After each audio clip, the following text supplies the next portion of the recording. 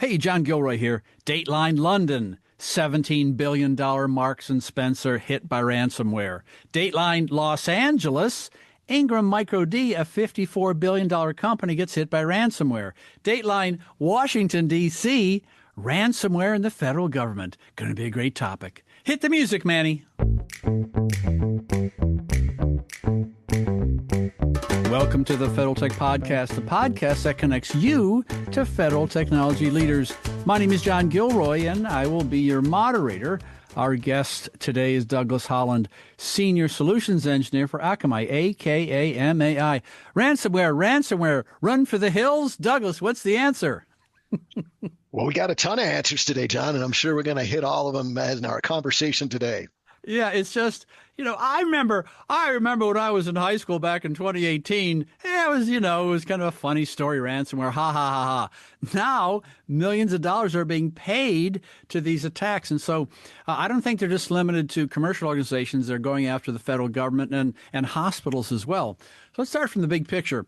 Where does Akamai fit in this whole thing of maybe preventing some of these ransomware attacks from going after my federal agencies? Well, we've got just a plethora of ways that we can help limit the severity of a ransomware attack or even prevent one altogether. So, kind of the best place to start when we think about ransomware is, kind of how these things start.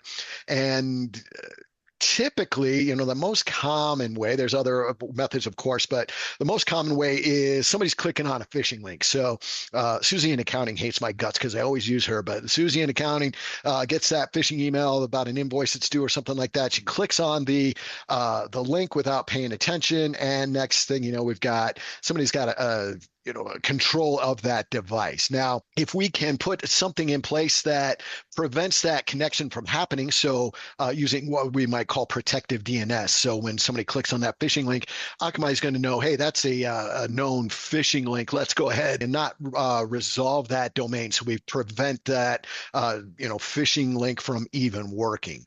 So that's one way we can help. The other way that we can help is, if that compromise is successful. So now we've got a workstation that's compromised. We've got a web server maybe that's compromised.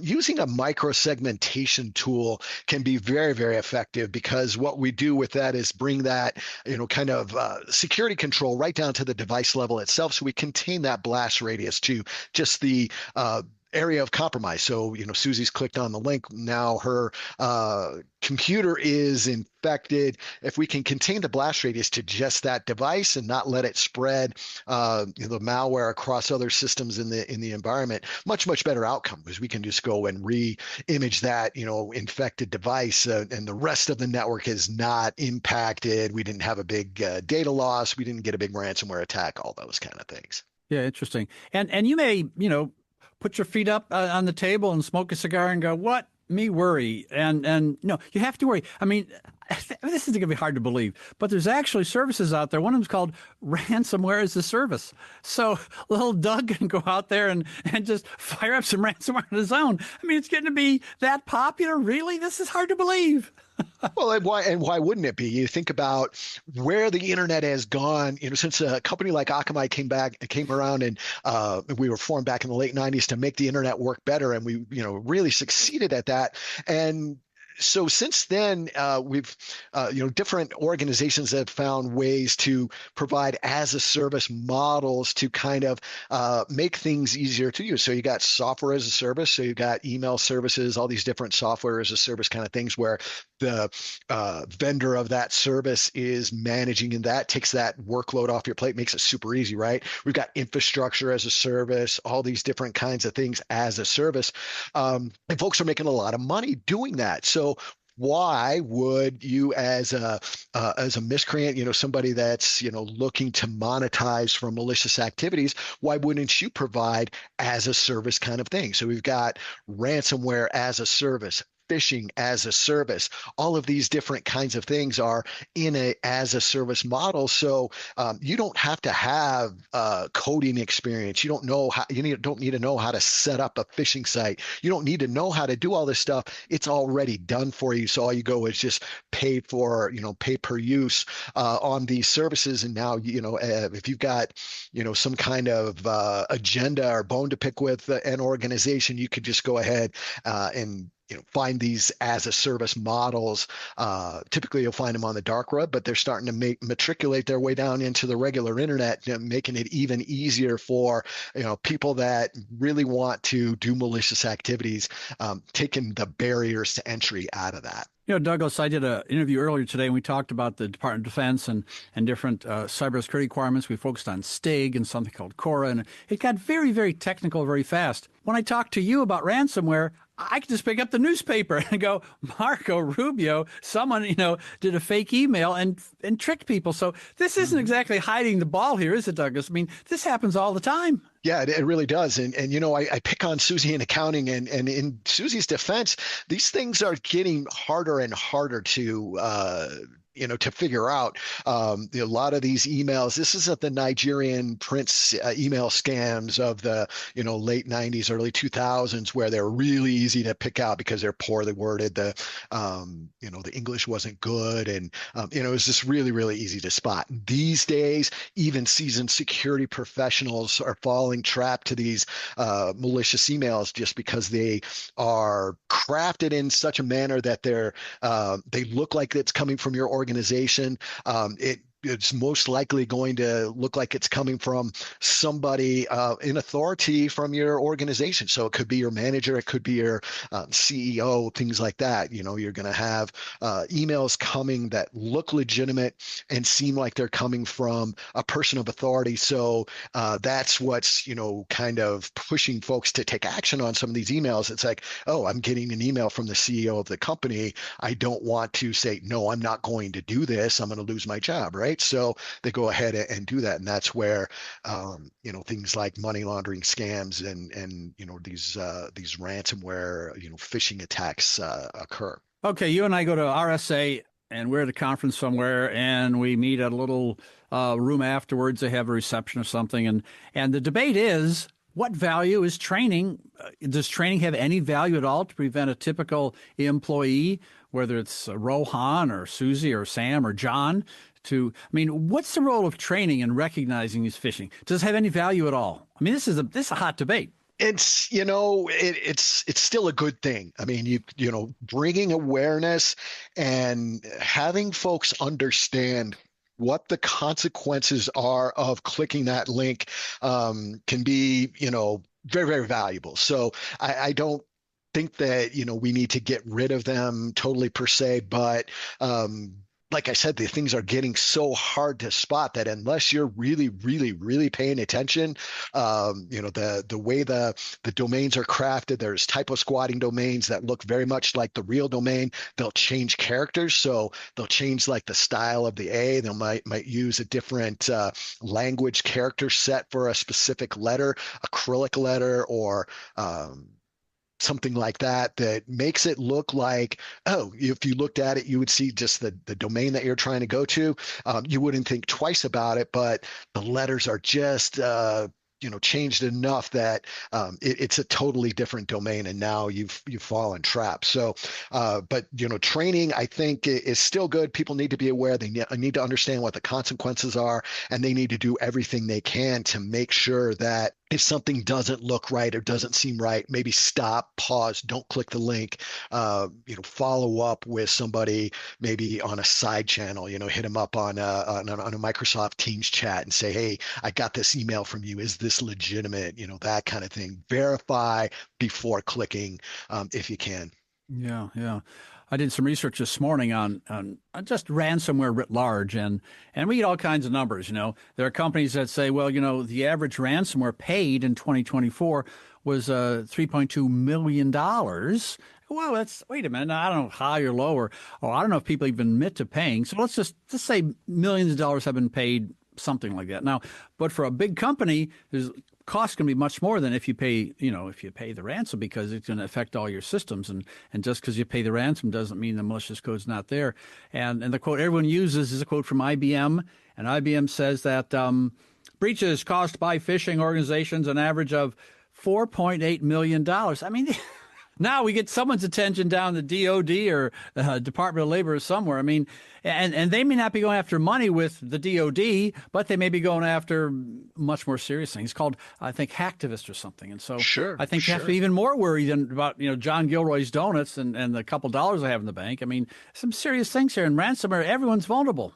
Mm-hmm. Oh, 100%. And that, kind of, do I pay or do I not pay?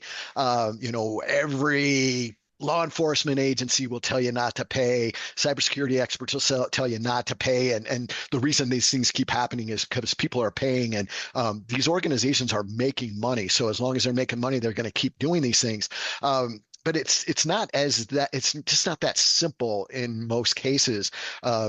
In many cases, depending on how you've done your backups, maybe the backups are compromised. I have no way of restoring my environment, so I have to pay the ransom to get back to square one. Even if I have backups, it's going to cost a significant amount of money to rebuild everything. I've got to reimage all of my stuff, build up all my applications, restore all my stuff. It's going to take weeks and weeks to get things back to normal. That can come at a tremendous cost. So in many cases, it's cheaper just to pay the ransom. The downside of that is, there's no honor among thieves, and just because you're getting the decryption key doesn't mean that you're getting everything back. I was at a conference recently, and a keynote speaker, gave us a statistic that on average, when data is encrypted in a ransomware attack, that organization on average can expect about 65% of that data to be recovered. So just by getting a ransomware attack, on average, you're going to lose about 35% of your data, no matter if you pay or not. So, or if you pay and use the encryption key, you'll have, probably a 35% on average loss of data. So that can come into the factors as well. And I don't think many people really understand that. They're thinking, oh, I can just, pay the ransom, I get everything back, and now we're back to normal.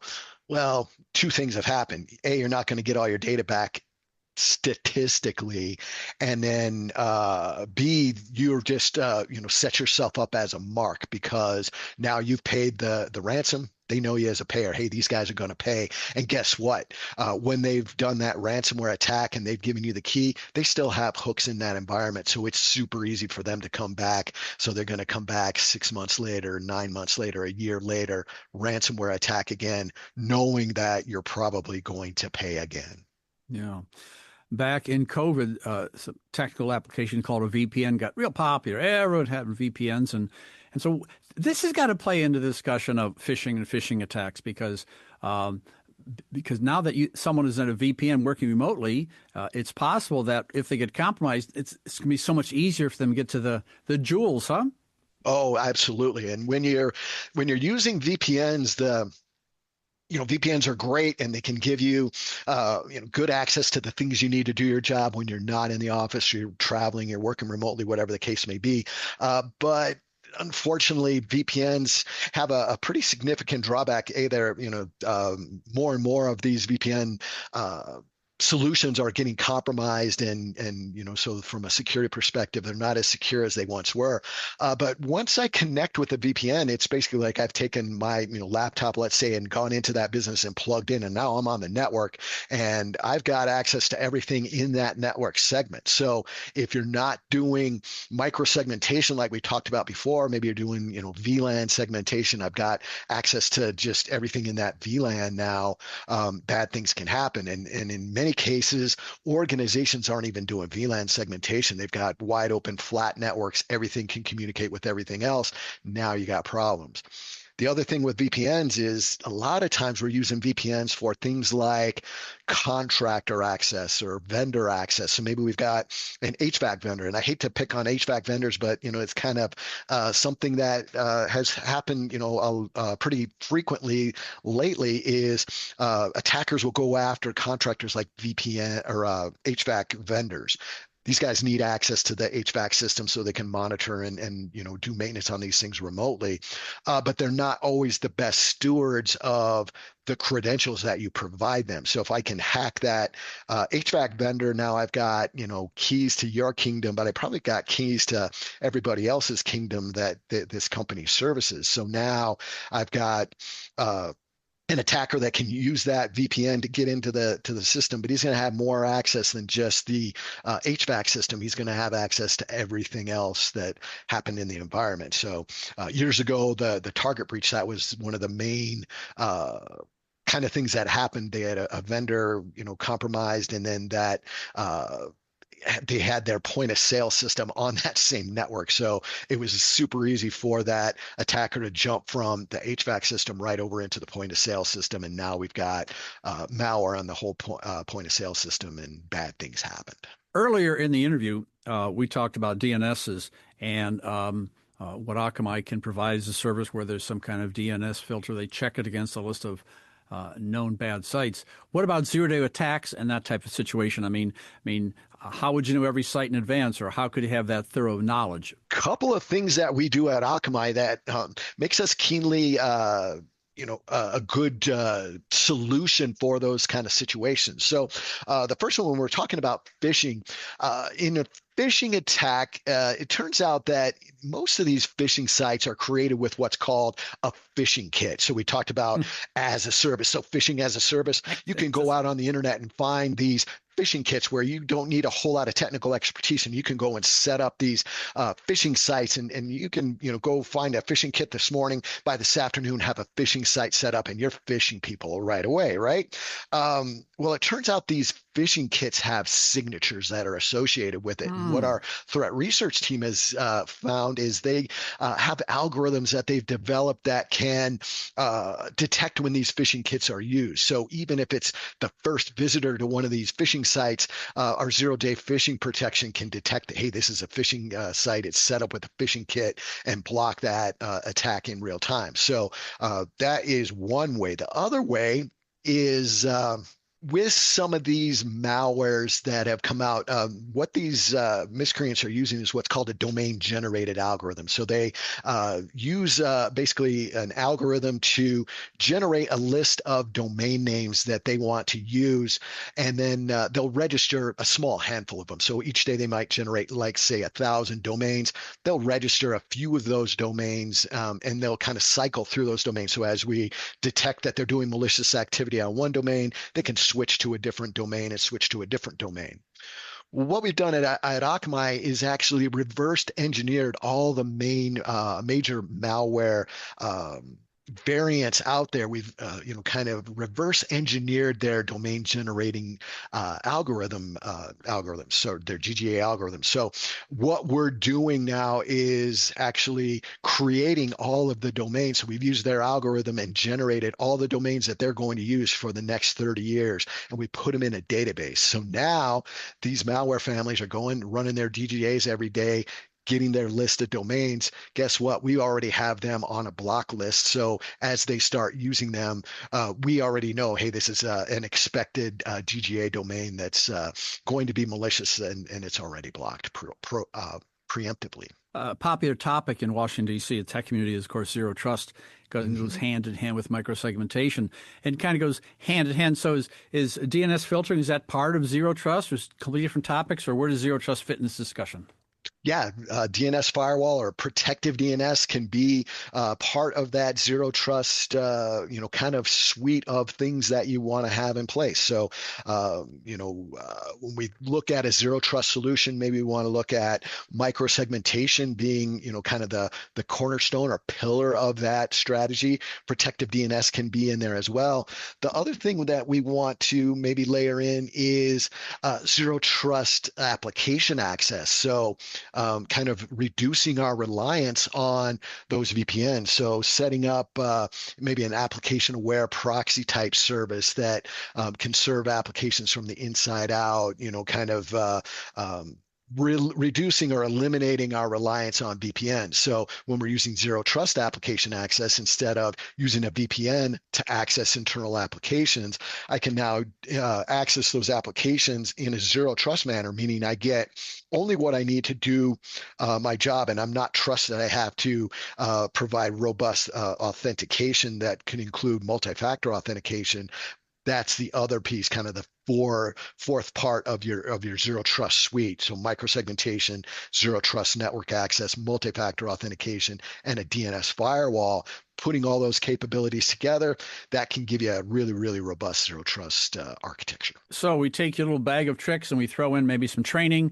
Well, where does remote desktop fit in? Does that solve some problems? Does that create problems? Depends on how you implement remote Ah, desktops. So if you've got remote desktops that are just open to the internet, where people can just open up a zero, the remote desktop client and connect to those over the internet without going through a VPN or some other kind of solution in front of it, you are asking for a big ransomware attack to happen.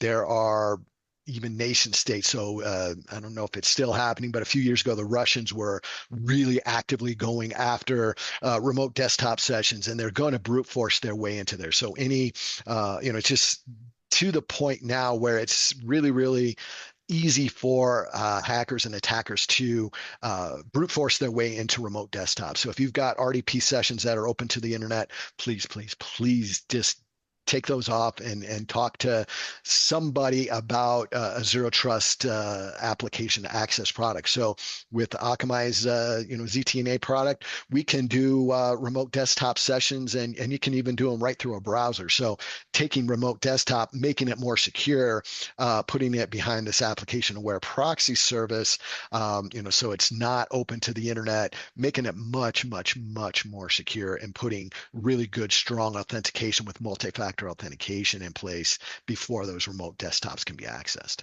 well, I've got to dig a little deep here with Marco Rubio and his phishing. His email got compromised, but I sit back and I go, no, if you read the stories, there's a company called Signal in there. The implication is that Signal was compromised as well. And so have you read the stories? I mean, it was Signal part. Did encryption get beaten? Is that what happened with this latest phishing endeavor with Marco Rubio? Well, that's the thing. If it's a phishing attack, there really isn't, any encryption or anything to beat. I mean, when you're talking about a phishing link, it's you're getting an email and it says click on this link or do something, which basically is going to take you to a malicious website. And once that happens, now it's either going to give you a drive-by download, or it's basically just going to, when you go to that URL, it's going to download malicious software onto your device. So and I wasn't aware that the Marco Rubio thing was, or I hadn't read about, a phishing aspect of that. I know they were using AI to, basically, create fake images and fake videos of the secretary, but I didn't know there was a phishing component of that. But anytime you've got, phishing emails, those are always going to have links that somebody's going to want to click, or some kind of action that they want that user that they're taking advantage of to, they want them to perform some kind of action, typically clicking on a link or going to a website. That's where the attack happens. So would the Akamai offering was that part of browser isolation, or is that a different category completely? Browser isolation is a completely different kind of capability, and it's pretty interesting, and it can be in bigger organizations maybe a little bit expensive, but what's cool about browser isolation is basically you're using almost like virtual machines or virtual browsers to do your interactions with the internet. So instead of you being on your laptop, opening up your Chrome browser and navigating to different things, you're basically logging into this remote browser session. And so this browser is actually running on a virtual machine. And so if you just happen to fall prey to some kind of exploit where you've clicked on a phishing link, or that you're going to a website that's got an infected ad and you got some kind of drive-by download, that kind of thing, it's basically not going to affect your host system because you're accessing this on a virtual environment. So basically, once you click out of that virtual environment's burned down, nothing as bad has happened. So you don't have the infection or the bad things happening on the host device. So remote browser isolation kind of technologies, really, really cool. I think in a smaller organizations, it can be kind of attainable. Larger organizations, maybe not as much, just because there's going to be kind of some costs and some complexities once you get to larger organizations. But it would be very, very effective, especially if you got folks that are out on the internet and getting themselves in trouble on the internet, and even people that go and it's interesting what people think they can think is acceptable to do on their work computers on the internet, and sometimes they go to things that they probably shouldn't be doing, especially when they're at work. So using a remote browser isolation can prevent bad things from happening when those kind of situations are occurring. It depends who you talk to. This concept of virtual, there's always been a virtual server since forever. And the developers I talk to, they talk about not virtual data, they talk about synthetic data. So you got virtual data and a virtual browser. It's kind of different ways to solve this puzzle. I'm trying to think of a good way of understanding how your DNS works. And I thought of a friend of mine who rented a truck, a U-Haul, and he drove to Oklahoma. And I said, well, what if you get a speeding ticket? He goes, oh, there's a governor on the U-Haul. I can't go faster than 55 miles an hour. I said, oh, I get it. So you're almost guaranteed you're not going to get a speed. So if a federal agency implements something with strong DNS controls, that's almost like a governor saying, well, no, you can't go there because it's not going to let you. Not going to be possible to go speeding in this particular. So it seems like there's got to be some kind of a way to control the human, some guardrails to be put up, because humans are going to make mistakes. It's going to cost money, and the environment we're dealing with and the federal government, you can't afford to make those mistakes. So the guardrails got to be up. They got to be high. Yeah, that's a great analogy. I like that. I might steal that from you. But yeah, layer 8 has always been that kind of thing. You can't control layer 8. If I could come up with some kind of layer 8 firewall, John, we should just, kind of put our heads together and come up with that, because we'll be sitting in a beach in Tahiti drinking those little umbrella drinks before you know it. But you're exactly right. I mean, having, maybe a virtual governor on your internet service. It's kind of a interesting analogy, or an interesting way of putting it, because you're not only preventing malicious things from happening. So malware, phishing, command and control domains, DNS data exfiltration, that kind of stuff. But then you can layer on with that protected DNS service things like acceptable use policy. So help enforcing, things like, hey, when you're at work, and you would think that in this day and age that you wouldn't have to do it, but you do. There's people that think that, going to pornography sites, during the workday is, something they can, that might be acceptable or they can get away with, and you just can't. So putting things in place that block, like pornography, guns, gambling, all of these different kinds of, sites you don't want your users going to, can be part of that solution as well. And so even though, maybe some of these, kind of objectionable type sites aren't, you wouldn't think of them as being malicious per se. There is a lot of sketchy things that can happen on some of these things. They're going to have ads that are infected. They're going to have, kind of security issues. So as you're going and, trying to, look at some of these illicit sites, there's, malicious things that are happening in the background that kind of get you in more trouble. You're already in trouble for doing that kind of activity at work anyway. Now your computer's compromised. You're in a really bad spot. So having this kind of solution can keep people from getting in trouble in the first place. I have the obligatory AI question I have to throw in here because you go to the 7 and get a coffee, you have to ask about artificial intelligence. So bad guys are using it, good guys are using it. In the next 5 years, how much of your world is going to be dominated by understanding AI and maybe applying AI to DNS? It looks like you applied some of it with the configuration for the DNS, the domain generating algorithm. So more and more part of your life in the next 5 years, Douglas? Oh, 100%, 100%. So, Akamai has traditionally used machine learning and, some AI capabilities in our products. And we've been doing it for a long time, especially the machine learning part. The amount of threat data that we ingest on like our CDN platform, our web application firewall services, our DNS, so we deliver a third of global web content at any given time. We resolve about 2/3 of the world's DNS queries every single day. So that's on average about 11 trillion DNS queries every single day that Akamai processes. So gives us a great data set to be able to provide, the industry's leading threat protections, but you can't do all of that analysis and do everything, manually. So we have to use machine learning and AI tools to, kind of process that data in an efficient manner and make sure that the protections that we have not only are accurate, but they're timely. So those tools are in use and have been used in Akamai traditionally for a long time now, but we're going to, I think the whole industry is going to be relying more and more and more on these because, as you said, the bad guys, and they're way ahead of us. The bad guys are using AI tools for malicious purposes. They don't have the governance that we do, in the, especially in the public sector. You can't just start using AI, arbitrarily. We have processes in place and governance that we have to follow. So we can't just, start using tools and, not be concerned with the consequences.